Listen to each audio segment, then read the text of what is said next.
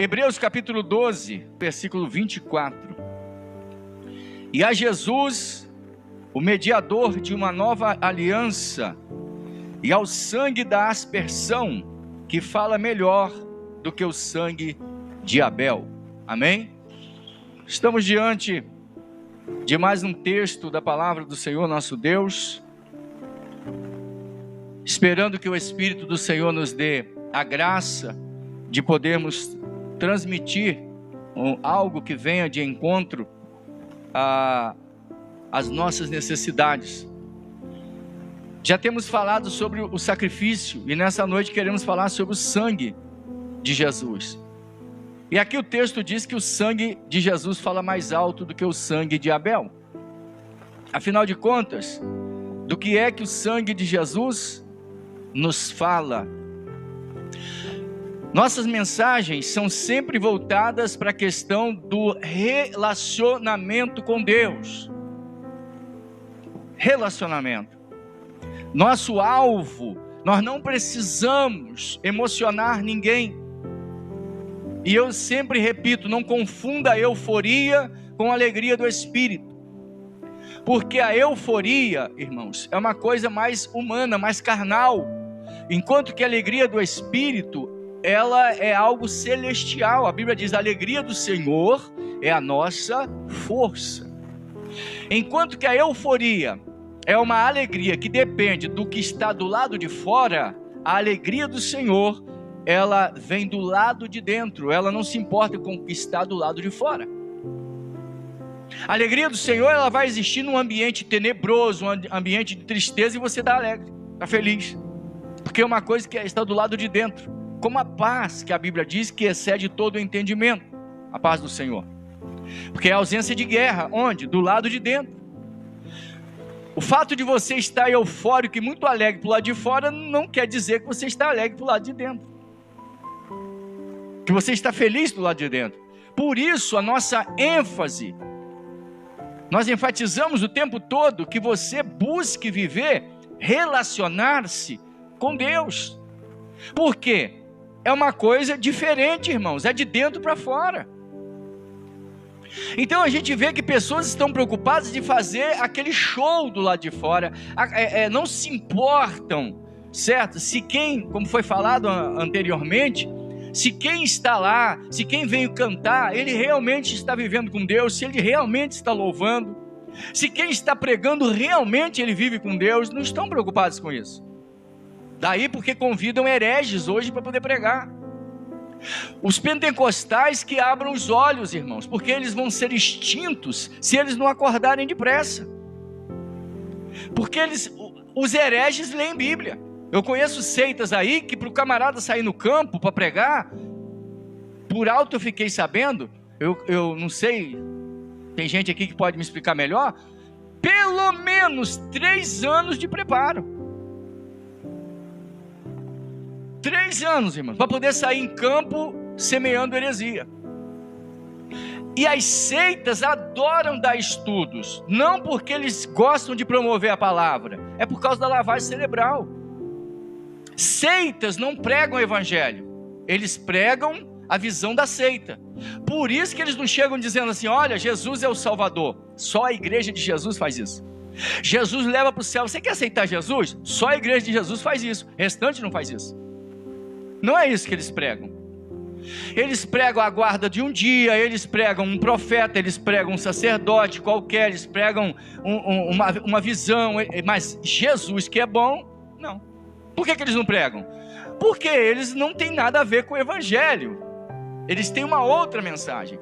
Chega na sua casa, eu posso dar uns estudos. Por que ele quer te dar estudo? Por que ele não fala assim, olha, você precisa receber o Senhor como Salvador. Jesus, ele morreu por você na cruz. Eles não pregam isso. Eles vão chegar na sua casa para fazer uma lavagem cerebral. Essa semana nós temos esse tema, temos aquele outro. Aí, o crente que não lê Bíblia, irmãos, o crente que não se preocupa de pesquisar, de estudar, de questionar para aprender, é presa fácil dessas seitas, porque eles se preparam para enganar. O crente não se prepara para se defender. Então, quando nós falamos de sacrifício na cruz, quando nós falamos do sangue de Jesus, é o tema legítimo da Bíblia Sagrada. Crentes não se relacionam com... Se você quer ter vida com Deus, você não se relaciona de outra maneira, se não for através do sacrifício, se não for através do sangue de Jesus. Não tem salvação sem o poder do sangue de Jesus. Nesse texto, o escritor narra uma progressão da antiga para a nova aliança e, obviamente, a superioridade do sangue de Jesus em comparação à figura do sangue de animais, trazendo-nos à memória a sua representatividade na atual conjuntura. Se você ler o capítulo 12 de Hebreus, vai perceber que ele fala: olha, vocês ainda não chegaram no monte palpável, vocês não passaram por isso. Que monte? O Sinai, porque Sinai, né, é a península, enquanto que o monte chamado Horebe é a cordilheira, não é isso? O historiador está lá, é isso? A cordilheira Horebe, a península Sinai, certo? Então, ele diz: vocês não chegaram ainda no monte fumegante, tremendo. A visão era tão terrível, ele diz, o escritor, fazendo esse apanhado, né? Esse resumo. Ele diz que os animais, se tocassem ali nos piquetes, ou seja, naqueles limites que foram estabelecidos, o animal morria. Vocês não chegaram a ouvir o sonido da trombeta, certo?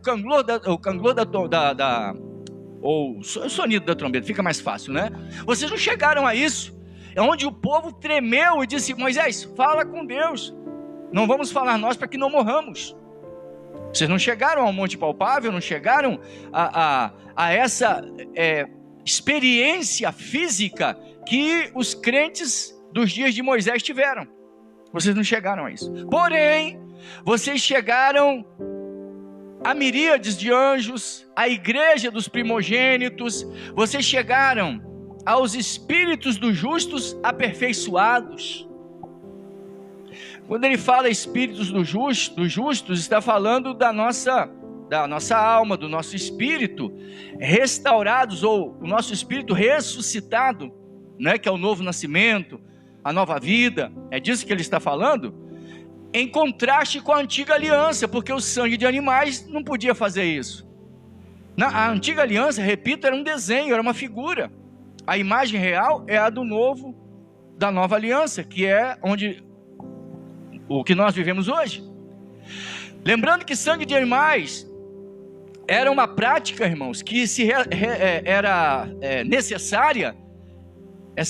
As oblações que se faziam, ou seja, as ofertas, eram voltadas para a carne, para o corpo, só para o corpo. Salmo 32, versículo 1, diz que bem-aventurado o homem cujas iniquidades são perdoadas e os pecados cobertos, porque o sangue de animais não purificava pecado. Então, todo o ritual da antiga aliança era figurado e tudo dizia respeito às coisas da carne. Por isso o escritor aos Hebreus também diz que essas ofertas que eram feitas, ou seja, o derramar do sangue dos animais, eram para purificar as figuras dos bens celestiais. Presta bem atenção, figura tal o tabernáculo, que era uma figura do céu. Alguém costuma dizer que lá em cima tem um santuário para o pessoal adorar, enfim, você já sabe. Mas uma figura do céu. Por que uma figura do céu, o tabernáculo? Porque o tabernáculo é dividido em 3 partes. O céu também. Céu atmosférico, céu galáctico e o céu onde Deus habita. O que é o tabernáculo? Átrio, santo e santíssimo. O que é o átrio? O céu atmosférico. O que é o lugar santo? O céu intermediário ou galáctico. O atmosférico é o que todo mundo vê, assim como o átrio também todo mundo via, era a parte de fora. E o intermediário, que é o lugar santo, certo? É uma figura do céu intermediário, que é o galáctico. E o santíssimo, o lugar onde Deus habita, é uma figura do céu. Por isso que quando Jesus morre e ressuscita, ele entra onde, irmãos? No santíssimo. Não com sangue de animais, mas com o seu próprio sangue. uma linguagem figurada, porque Jesus não chegou lá com uma bandeja cheia de sangue e entrou no céu. Jesus entrou com o efeito da obra da redenção. O sacrifício foi feito. Ele entra lá com o trabalho que foi realizado na cruz, e ele entra dessa maneira no Santíssimo, ou o próprio céu. A Bíblia diz o próprio céu. Então, as figuras da antiga aliança, figuras que estão na antiga aliança, que estavam, eram purificadas com sangue de animais, mas as próprias coisas celestiais com sacrifícios superiores. E aí sim, estamos falando da nova aliança, que já não é figura que é purificada com o sangue de Jesus. As figuras é com sangue de animais, mas o espírito do homem, a relação do homem com Deus, o meio de acesso ao céu, só com o sangue de Jesus. Então o escritor aos Hebreus faz esse apanhado, e ele vem para a nova aliança, e ele fala: vocês chegaram à igreja dos primogênitos, ao espírito dos justos aperfeiçoados. E aí chega no versículo 24 que nós lemos, ele diz: e ao sangue da aspersão, ou sangue de Jesus, que fala mais alto do que o sangue de Abel, e obviamente fala mais alto do que o sangue dos animais, todo o ritual da antiga aliança. E a gente vê os inimigos, os heréticos, sempre ficam meio indignados quando nós separamos a antiga da nova aliança. Ele diz: vocês separam, é a mesma coisa. Não tem nada de mesma coisa. Quem separa não somos nós, é o próprio Deus. Por quê? Ele fala isso tanto em Jeremias 31 como Ezequiel 36. Ele diz: eu faço com a casa de Israel, vem dias em que eu farei com a casa de Israel uma nova aliança. Se ele fala de nova, como disse Paulo, ele torna antiquada a primeira. E no dia da Santa Ceia, né? Mateus 26, ele diz, quando ele pega o cálice, ele diz: este é o sangue de quê? Da nova aliança. Precisa fazer um apanhado e mostrar a diferença da antiga para a nova aliança, irmãos? Mas os heréticos ficam arrepiados quando a gente mostra a diferença. E o escritor aos Hebreus fala de uma progressão. Ele fala da progressão do sangue de animais para o sangue de Jesus, que é superior. Então houve uma progressão, houve um crescimento. Ele fala do sangue de animais, que não purificava a consciência, mas ele fala do sangue de Jesus, que purifica a nossa consciência. Ele fala da liberdade que os crentes não tinham na antiga aliança de entrar no Santíssimo, mas já no Novo Testamento ele fala dessa liberdade. Então é disso que o escritor está falando. Os irmãos sabem que a história do homem, ela começa, irmãos, com derramamento de sangue, praticamente. Logo no início, tão logo o homem peca, um animal é morto. E Deus, através da roupa, não se sabe qual foi o animal, mas através da pele deste animal, ele faz roupas para o primeiro casal. Por isso que em Apocalipse 13:8, diz que Jesus é o Cordeiro de Deus, que foi morto desde a fundação do mundo. Porque daquele dia em diante, animais passaram a ser mortos, sangue passou a ser derramado. Para quê? Para que houvesse relacionamento com Deus. E o escritor aos Hebreus, né, isso que eu falei anteriormente, está em Gênesis 3:21.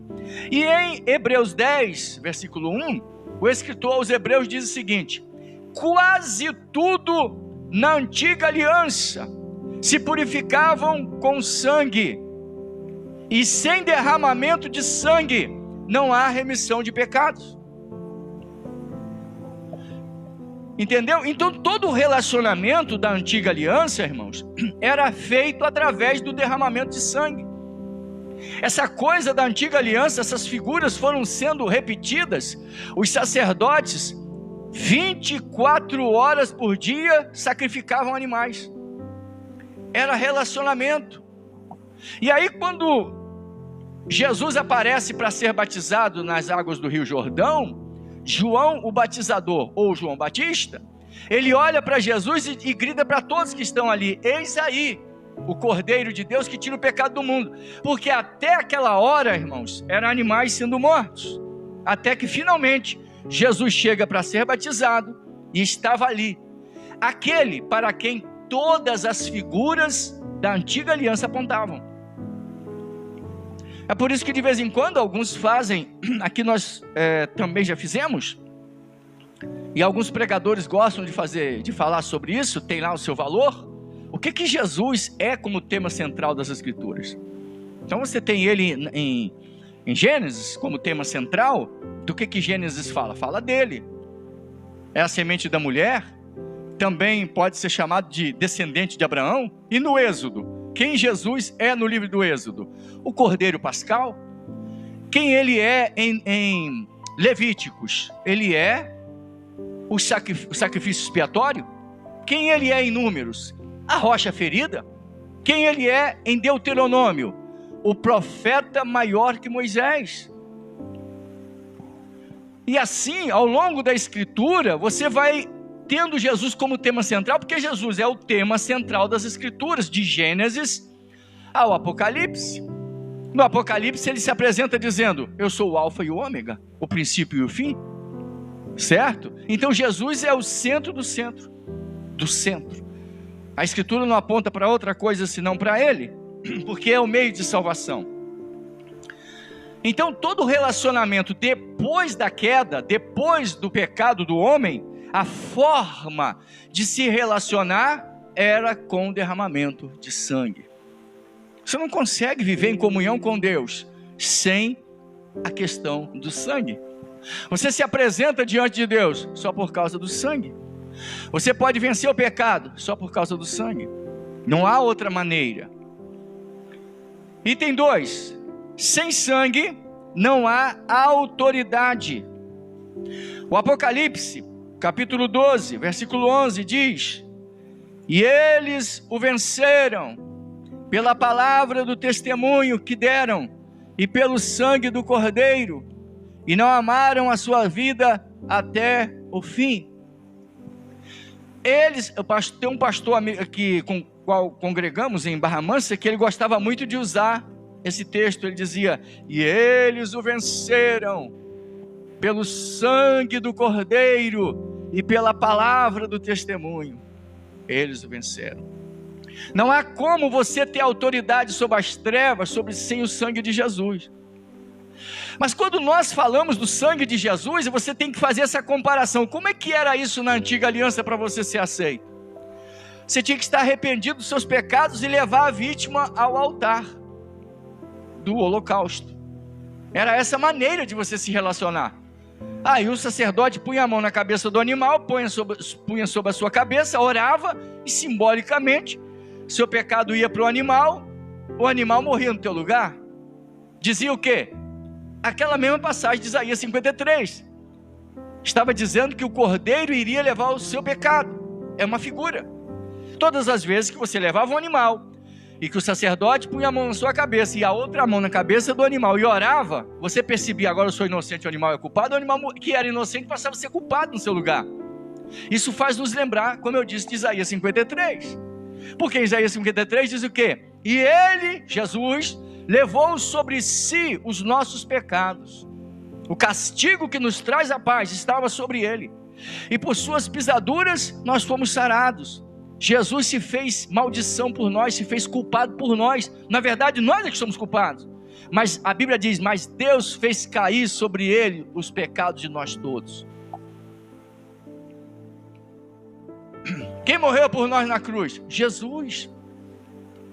Eu estava morando em Juiz de Fora e fui pagar uma conta, fiquei sentado na praça, veio um senhor e eu senti que ele estava evangelizando alguém do lado, e eu estava com uma agenda na mão, que eu fazia anotações de versículo, de mensagem, não é nem outro tipo de anotação.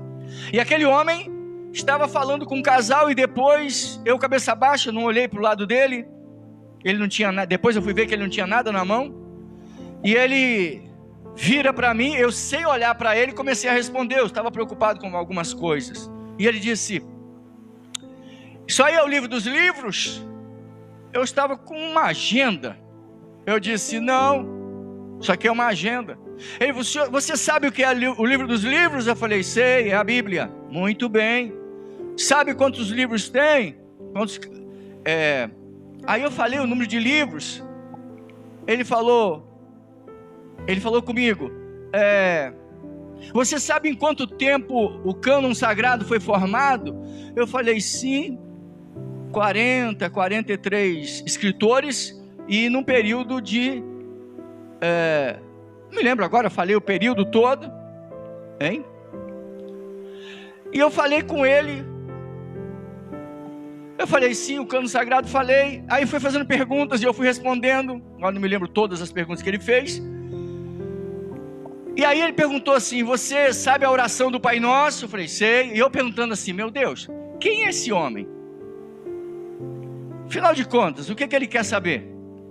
Quem ele é? Qual é a religião dele? Porque ele está me enchendo de perguntas, mas ele mesmo não se identificou, o que não é muito legal. E aí, daqui a pouco ele pergunta assim: como é que é a oração do Pai Nosso? Eu falei: e qual o nome que Deus manda santificar? Eu falei: o nome do Pai. Aí ele disse: e como é que é o nome do Pai? Aí eu falei: Testemunho de Jeová. Porque ele queria que eu falasse Jeová. Jeová é um acréscimo de letras por causa do tetragrama. Necessariamente não é esse o nome. Eu falei: Iavé, Javé. Mas não falei o que ele queria, que eu já fiz de propósito, para ele se identificar. Ele não se identificou. Ele falou: não, o nome é Jeová. O diabo é que trocou esse nome. Eu falei: é mesmo? E aí, irmãos, eu falei: o que o escritor...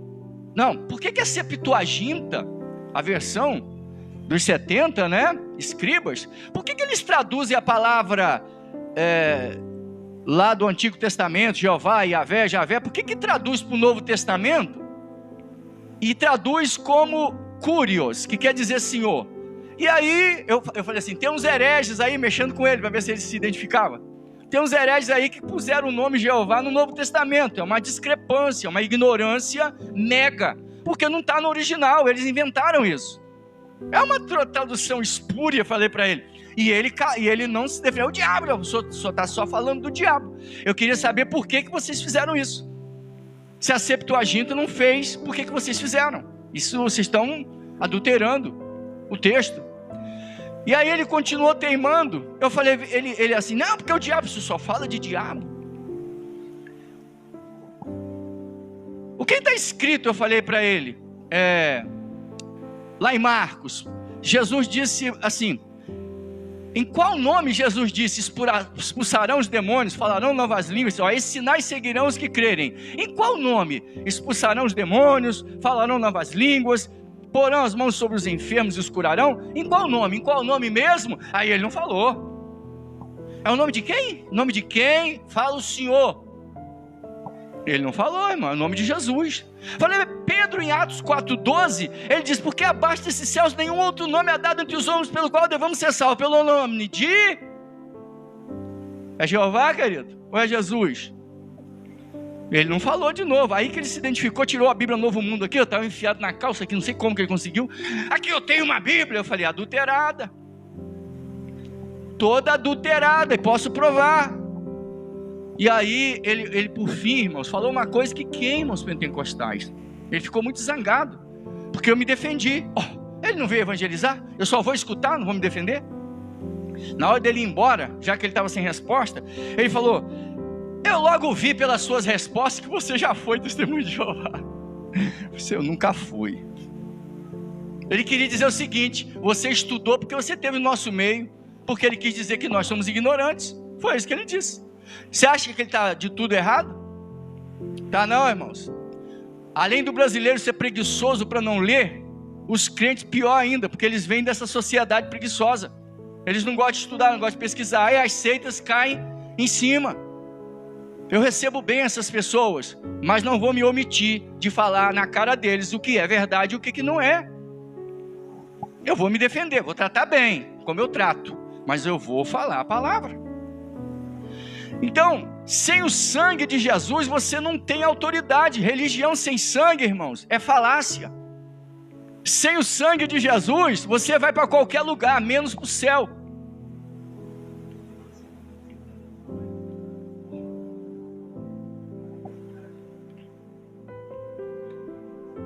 Item 3. O sangue nos fala de identificação. E diz o texto sagrado, do próprio Hebreus, que agora nós temos liberdade para entrar no lugar santíssimo pelo sangue de Jesus. Irmãos, vocês sabem que se por um acaso o sacerdote, o sumo sacerdote, que era uma vez por ano, que ele entrava no Santíssimo, se ele estivesse em pecado, ele entrava e morria. Ele era fulminado assim que ele entrasse. Imagine isso. E a tradição nos conta que ele entrava com uma corda amarrada na cintura, e a gente sabe que nas vestes dele tinha romãs e tinha sininhos. Por que tinha romãs e sininhos? Dois tipos. Romãs, tipo do fruto do Espírito. Sininhos, tipo dos dons espirituais. Eram no número de 9. Então, à medida que o sumo sacerdote estava ministrando, aquele sininho fazia barulho.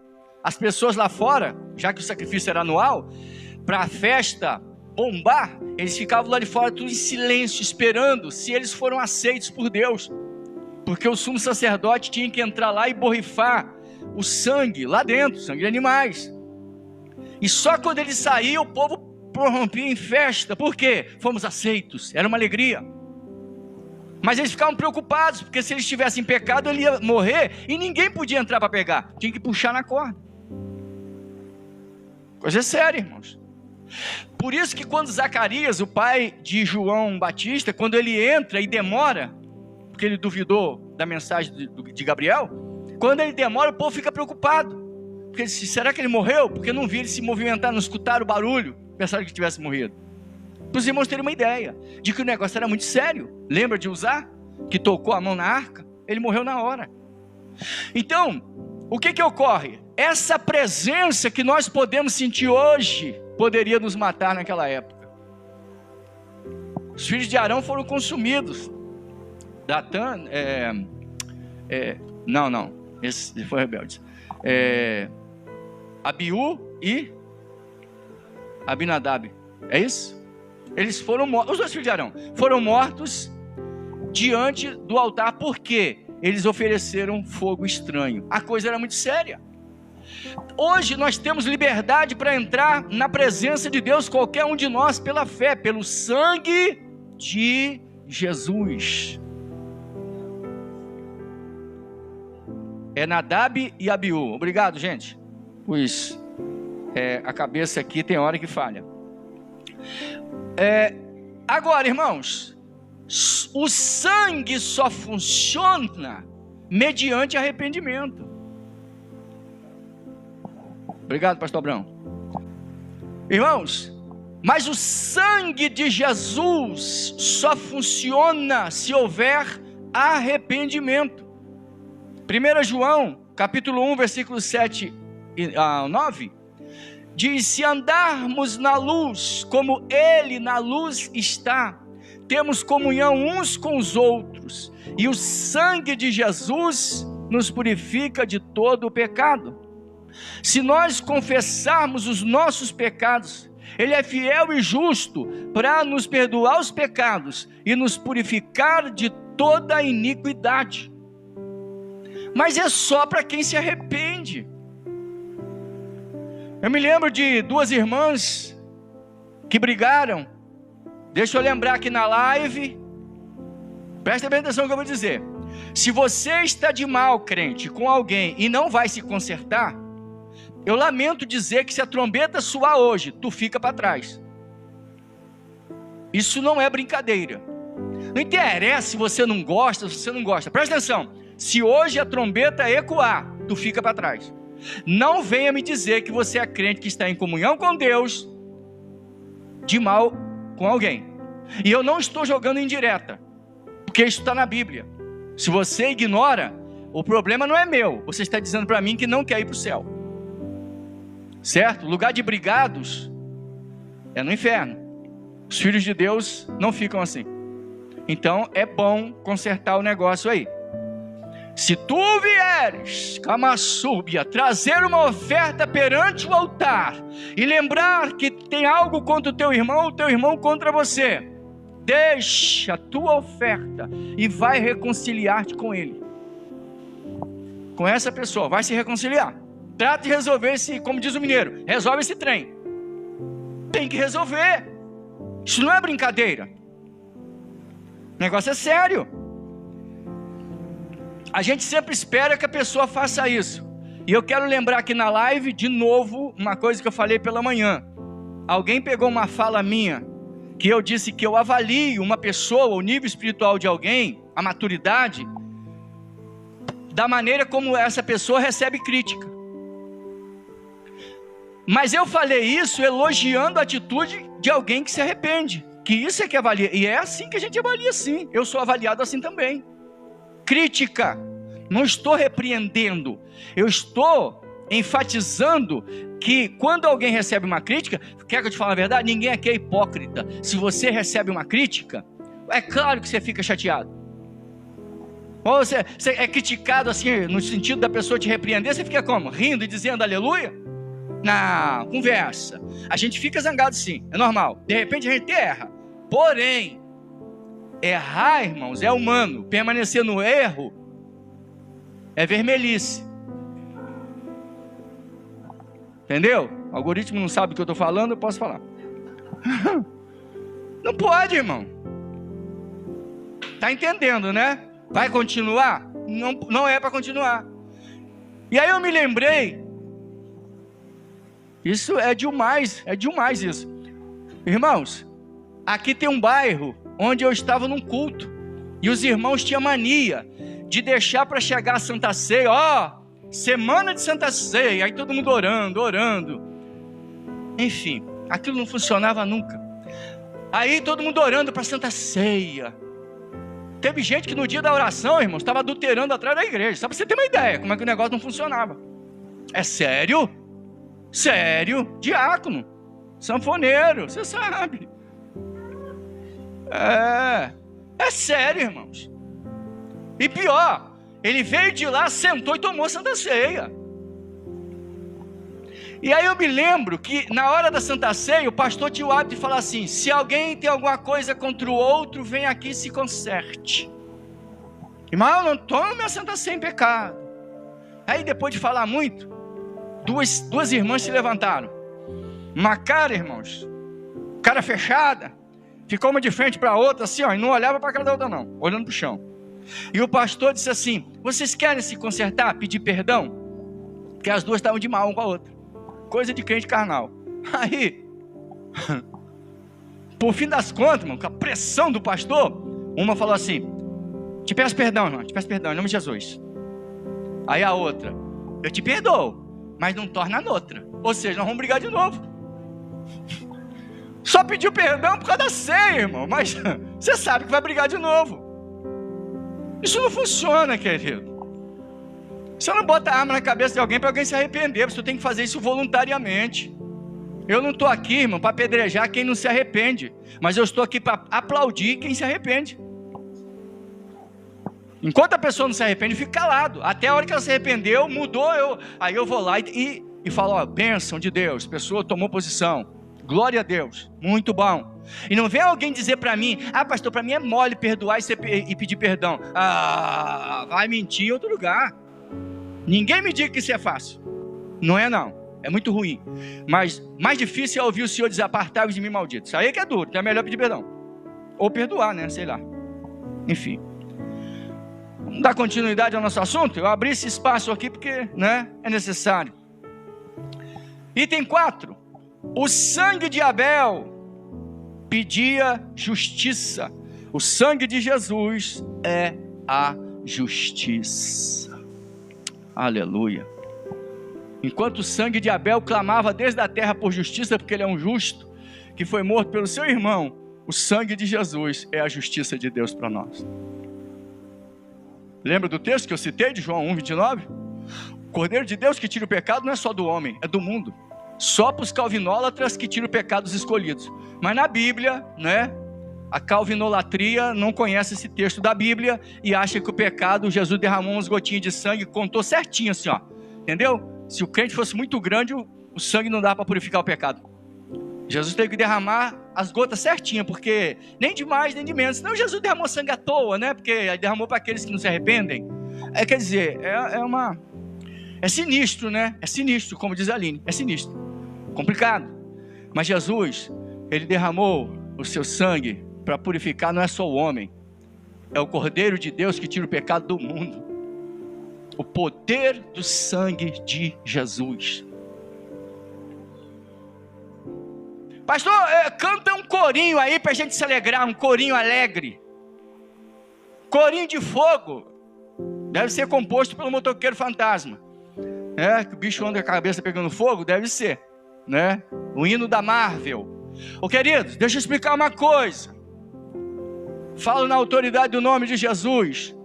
Se você viver uma vida de comunhão, como disse o pastor Rodrigo, se você viver uma vida de comunhão, se você viver uma vida de constante acesso, aleluia, ao altar, a presença de Deus se mantém sobre a sua vida.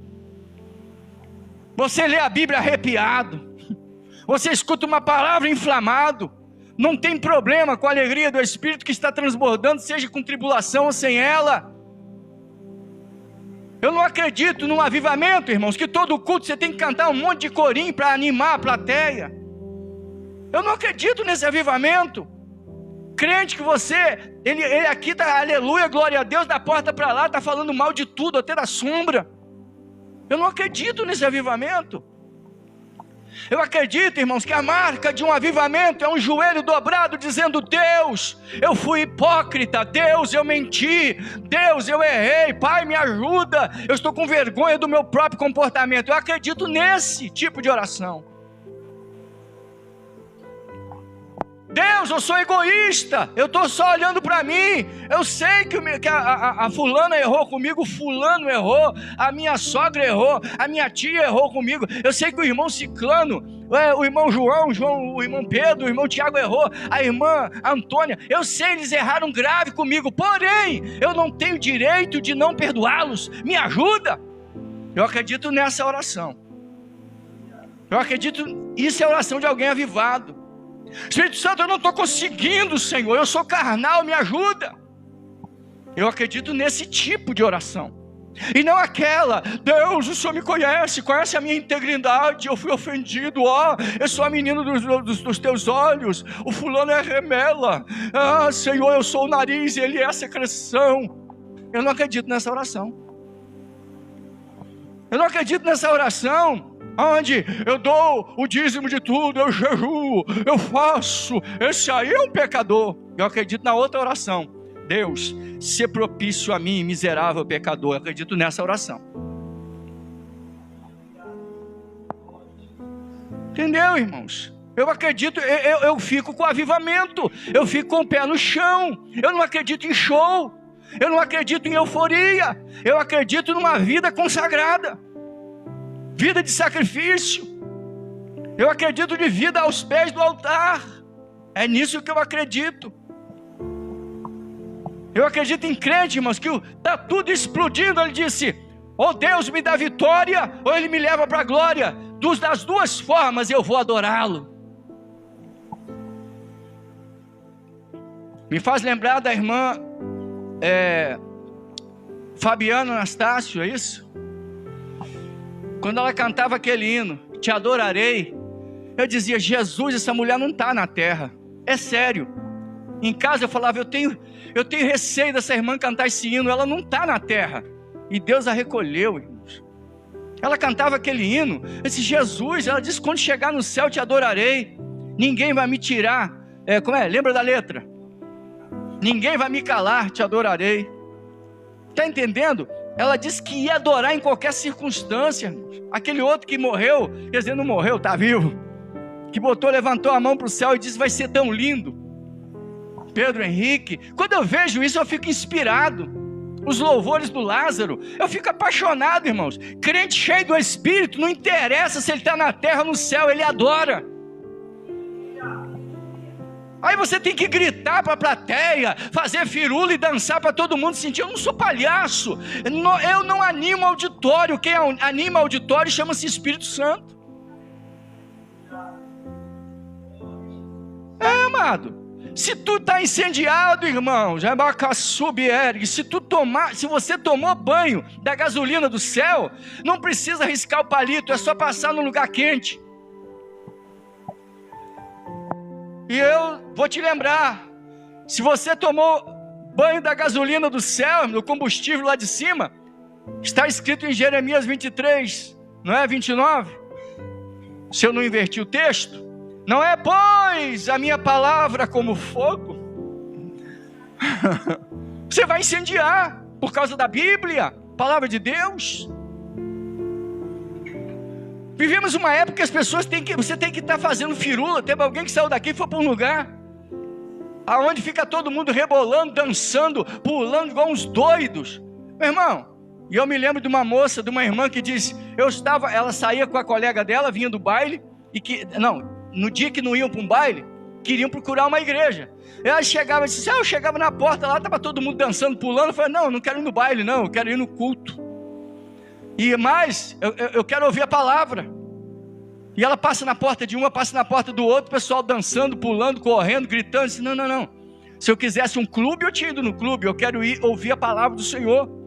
E aí até achar um santuáriozinho simples. Aí os irmãos lá pregando Bíblia. Disse que sentava lá para ouvir. Hoje ela está no Evangelho. A outra está quase, né? Eu não sei se é quase que se fala. Uma está, a outra está quase. Mas elas estavam procurando a palavra. Irmãos, euforia não vai te transformar. Lembra que te transforma é a palavra.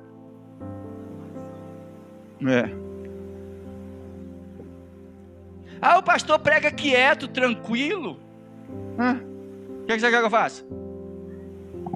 Se você quer ficar elétrico, filho, eu vou deixar uns fios desencapados aqui de 220, você vai pular igual pipoca.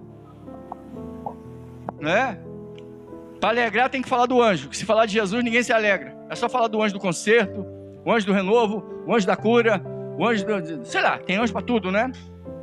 Aí os crentes dão aquela palmada e saem rodando. É fogo puro. Resta saber que tipo de fogo.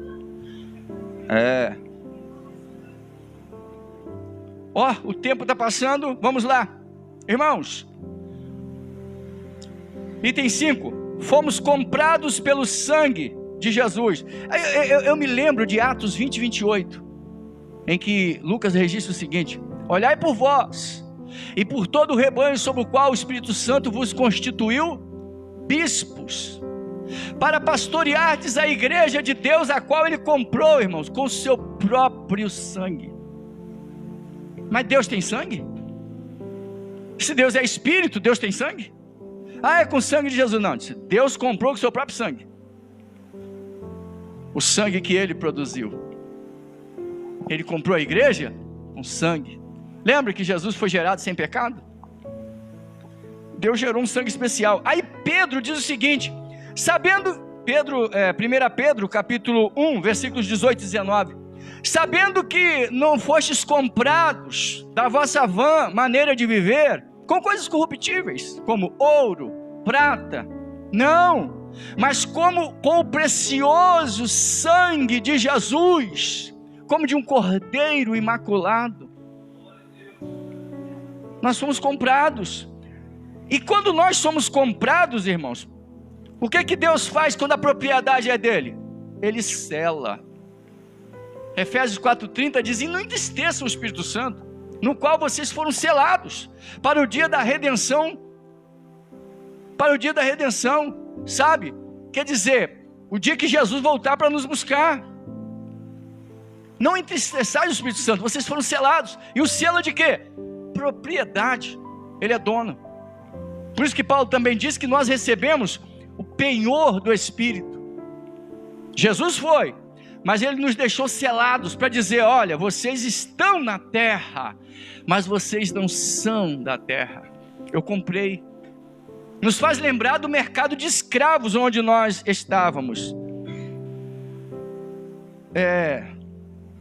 Romanos 6,18 diz que uma vez libertados do pecado, nós fomos feitos servos da justiça, ou seja, servos da justiça ou escravos da justiça, o termo é o mesmo.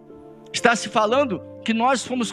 e aí me faz lembrar, irmãos, de um certo pastor que, inclusive, parece que ele escreveu um livro, ou ele gravou uma mensagem, não estou lembrado agora, e que ele ensinava, lá em Juiz de Fora, ele ensinava que o sangue de Jesus, que Jesus derramou sangue, irmãos, que nós fomos comprados pelo sangue de Jesus, porque o diabo exigiu de Deus, que o sangue de Jesus, que é para poder nos libertar. Você quer uma heresia maior que essa? Ele dizia que nós fomos comprados, certo? Do mercado de escravos, do pecado, quando nós estávamos vivendo assim. Então, aí ele diz que o diabo exigiu, para liberar as almas, eu quero o sangue do teu filho. Eu só queria saber de onde ele arrumou essa interpretação. De onde ele arrancou. E Romanos 7,14 diz que Paulo diz, eu sou carnal. Olha o que ele fala, vendido à escravidão do pecado.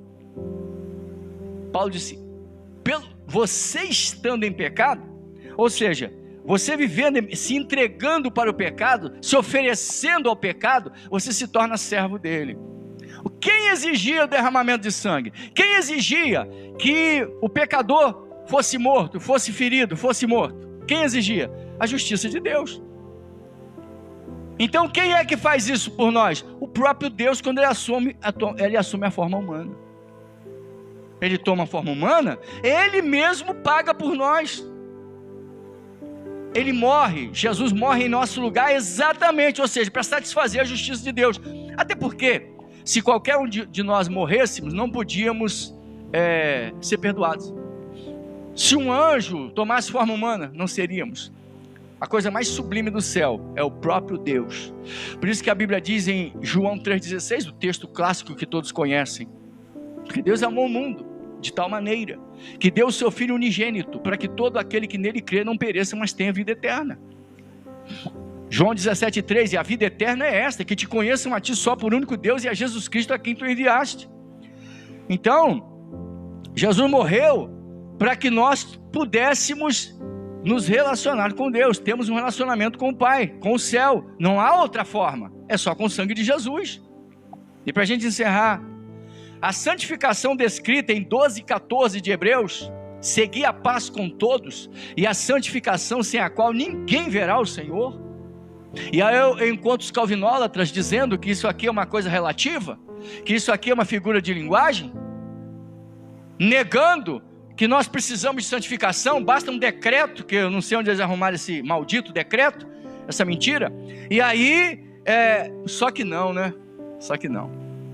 Relacionamento com Deus, santificação nesse texto, é relativo ao sangue que foi derramado na cruz do Calvário, é uma relação de sacrifício, é uma relação de sangue, é uma relação onde eu tenho que me arrepender dos meus pecados, é uma relação onde eu tenho que vivenciar o céu na terra, é uma relação onde eu tenho que vivenciar perdão, onde eu tenho que perdoar e ser perdoado, é uma relação onde a minha consciência está constantemente sendo tocada, mediante a palavra, a ação do Espírito Santo e o sangue de Jesus, relação de comunhão, querido. Lembra do que a gente lê em Atos, o lamento do Espírito Santo, dizendo, esse povo me honra com os lábios, mas o seu coração está longe de mim. É por isso que a gente vai em alguns congressos, e quando acaba a apresentação ridícula, nojenta, asquerosa, porque o pessoal, eu estou falando asquerosa do que eu vi. As irmãs cantaram, a mocidade cantou, o grupo das crianças cantaram, o grupo das crianças cantou, os varões cantaram, pularam, choraram, dançaram, gritaram, e na hora da palavra eles se levantam e vão embora. É asqueroso, é patético, é vergonhoso, é triste, é decadente, é imoral. Não vem com história para mim dizer que é questão de ônibus ou coisa assim, porque isso é falso. Ou então tem que trazer um pregador famoso de longe. O cara às vezes nem está vivendo com Deus, mas ele é famoso. E aí quando ele vem, todo mundo, ó, vai lá, bota a melhor roupa, que é legal você poder ir com a roupa boa. Não, mas peraí, é para fazer selfie. Onde? Perto do famoso. Me desculpe, mas isso é vergonha. É doloroso isso. Sabe quem vai estar lá? Não, um irmão que Jesus transformou. Não, aqui esse irmãozinho a gente já está acostumado com ele. Quem é? Ele vem lá dos cafundó do Judas. E o que tem? Ele já foi satanista, estuprador, ladrão de banco e tudo. Quanto mais vamos dizer assim, um currículo bem recheado de coisas ruins, você é mais usado. Entendi. Então é assim que você vai lá ouvir o cara contar todos os males que ele fez, aí ele é poderoso? Ou será que você vai lá para ouvir a palavra? Sabe o que é isso, irmãos? E durante a semana que não tem o convidado de longe, meia dúzia de pessoas, mas quantas pessoas tem lá? No normal? 150. E por que só vai lá uns 30? Porque não tem novidade. Ele já conhece tudo aqui, entendeu? É o que? João 3,16? Está muito batido. O que? Hebreus 12,14? Seguir a paz com todos, eu sei de cor, desde que eu nasci. O que é isso, irmãos? Pessoas mortas. Pessoas vivendo uma vida sem renovação. Por que você vê uma decadência em escolas dominicais em alguns lugares? Por que você vê pessoas não aparecendo em culto de ensino? Tem vários motivos. Despreparo de quem ensina e falta de renovação de quem participa. Eles não sabem o que é importante. Eu escutei um obreiro, que eu sempre digo aqui que ele é uma vergonha para os obreiros. Ele dizia assim: olha, se vocês não puderem estar na escola dominical, porque estava cheio, ele conseguiu esvaziar tudo. Escalou todo mundo para tudo quanto é lugar, para eles não virem na escola dominical. E ele disse: se vocês não puderem vir na escola, não tem problema não, porque o culto mesmo é à noite, culto da família. Por que à noite? Porque é ele o líder do show. Nem vou dar os detalhes. Está entendendo, irmãos? E aí, você cria um punhado de crente doente. Aí chegou uma tal de uma festa, tá lá as estrelinhas lá no painel. A maioria se desviou. Tá achando que show vai transformar a vida de alguém? Se fosse assim, tem uma moçada por aí que estava cheia do Espírito, porque o que não falta para eles é show. Não, amado, não é isso que nos preocupa. Precisa ter sangue na tua relação. Precisa ter sangue no teu relacionamento com Deus. Precisa ter sacrifício no teu relacionamento com Deus. Precisa haver renúncia no teu relacionamento com Deus. Precisa haver perdão no teu relacionamento com Deus. Precisa haver confronto da palavra no teu relacionamento com Deus. O que é confronto? É espelho. Não estou dizendo que você não erra. Não, isso aí todo mundo está sujeito. Eu estou falando, o problema não é errar. O problema é você se acostumar com o erro. No errar, todos nós estamos sujeitos ao erro. Agora, você achar que isso é normal e botar a culpa nos outros, isso é a síndrome de Adão, do Lúcifer. Porque estamos falando de relacionamento com Deus. Num culto, pelo menos eu não sei vocês, eu estou sentindo a presença de Deus. Pastor, por que você não fica falando? Porque eu não quero que vocês fiquem emocionados por mim. Eu quero que vocês fiquem emocionados por Ele. Mas essa emoção, ela precisa vir de quê? De um coração quebrantado. Emoção vazia não leva você a lugar nenhum. A emoção tem que vir de um arrependimento. A emoção tem que vir de uma relação com Deus. Você está alegre, meu Deus, eu estou feliz com a presença de Deus. Jesus, eu te amo. Jesus, tu és maravilhoso. Jesus, tu é tudo que eu preciso, é o Senhor. Isso é cristianismo. Está vivendo isso não? Meus pêsames. Deus amado, em o nome bendito de Jesus Cristo, estamos agradecidos pela vitória de estarmos na tua presença. Obrigado pelo sangue. O sangue que fala mais alto do que o sangue de Abel, do que o sangue dos animais da antiga aliança, do antigo pacto. Obrigado, Senhor, pelo sangue do Senhor, que foi derramado em favor da humanidade, para que todo aquele que crê no Senhor tenha direito a entrar na cidade pelas portas. Aleluia! Pois são bem-aventurados aqueles que lavam as suas vestiduras no sangue do Cordeiro. Sim, meu Senhor, sabemos que não é possível vencer sem o poder deste sangue. Que Ele esteja sobre as nossas famílias, que seja Ele o motivo de cura nessa noite, que seja Ele o motivo de libertação nessa noite, que seja Ele o motivo dos teus filhos saírem renovados, fortalecidos, com a sua saúde espiritual liberada, em nome do Senhor Jesus. Guarda-nos, retorna aos nossos lares, nos protege de todo mal, no nome de Jesus. Que o Senhor te abençoe e te guarde, que o Senhor faça resplandecer o seu rosto sobre ti e tenha misericórdia de ti, que o Senhor sobre ti levante o seu rosto e te dê a paz. Terminado em nome de Jesus.